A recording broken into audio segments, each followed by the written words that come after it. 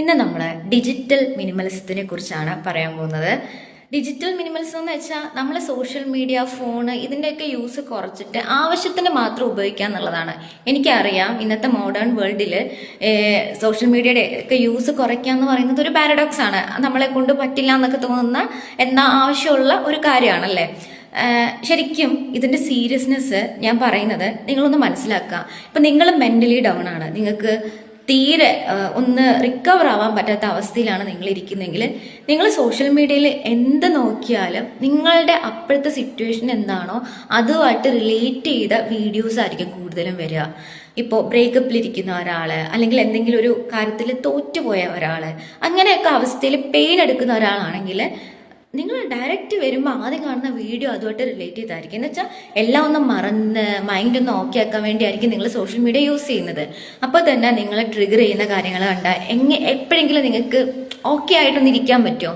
Recover ആവാൻ തന്നെ കൂടുതൽ ടൈം എടുക്കും. അതൊരു റീസണാണ്. അപ്പോൾ നിങ്ങളുടെ മൈൻഡ് നിങ്ങൾ എത്രത്തോളം വർക്ക് ചെയ്ത് നന്നാക്കാൻ നോക്കിയാലും ഈ സോഷ്യൽ മീഡിയ നിങ്ങളെ ഭയങ്കരമായിട്ട് ഇൻഫ്ലുവൻസ് ചെയ്യും. ഞാൻ പറയുന്നത് സോഷ്യൽ മീഡിയ മോശമാണെന്നോ ഫോൺ മോശമാണെന്നോ ഒന്നും അല്ല. ഇതൊക്കെ നമുക്ക് ഏറ്റവും അത്യാവശ്യമായിട്ടുള്ള ഒഴിവാക്കാൻ പറ്റാത്ത കാര്യങ്ങൾ തന്നെയാണ്. പക്ഷേ ഇത് നമ്മൾ ഉപയോഗിക്കേണ്ട രീതി ശ്രദ്ധിച്ചില്ലെങ്കിൽ ഭയങ്കര മോശമായിട്ട് ഇതൊക്കെ നമ്മളെ ഇൻഫ്ലുവൻസ് ചെയ്യും.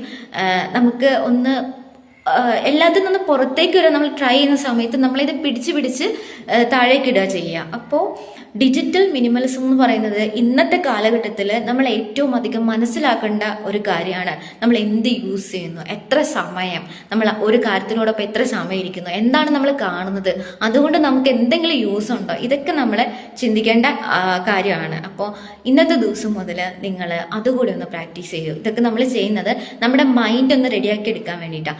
മൈൻഡ് റെഡിയാക്കി എടുത്താൽ നമുക്ക് കാര്യങ്ങൾ ആക്റ്റീവായിട്ട് ചെയ്യാൻ പറ്റുള്ളൂ, നമ്മുടെ ഡ്രീമിലേക്ക് നമുക്ക് കടക്കാൻ പറ്റുള്ളൂ, നമുക്ക് കാര്യങ്ങൾ അച്ചീവ് ചെയ്യാൻ പറ്റുള്ളൂ. ഇതിനെല്ലാം ആദ്യം വേണ്ടത് നമ്മുടെ മൈൻഡിനെ നമ്മൾ സ്ട്രോങ് ആക്കുക എന്നുള്ളത്. അപ്പോൾ അതിന് വേണ്ടിയിട്ടുള്ള ഓരോ കാര്യങ്ങളാണ് കേട്ടോ ഇപ്പം ഞാൻ പറഞ്ഞുകൊണ്ടിരിക്കുന്നത്.